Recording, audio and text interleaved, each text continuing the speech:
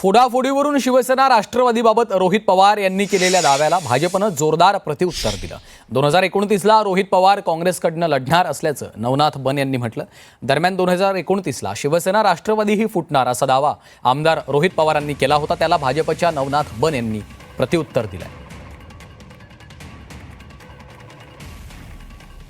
अमित शाह साहेब मुंबईत येऊन जसं बोलले होते 2029ला एकला चलो, तसंच एकला चलो आणि दोन कुबड्यांना बाजूला टाकलं जाईल अशी परिस्थिती दिसेल। त्यामुळे आमदार फुटत असताना याच्या पुढे काय फक्त विरोधातलेच फुटतील असं नाही। 29ला एकला चलो हा नारा जो अमित शाह साहेबांनी दिलेला आहे, त्यामुळे एकनाथ शिंदे साहेबांचे सुद्धा आमदार फुटणार आहेत आणि अजितदादांच्या पक्षाचे सुद्धा फुटणार आहेत आणि यातले बहुतांश आमदार हे भाजपमध्ये जाऊ शकतील।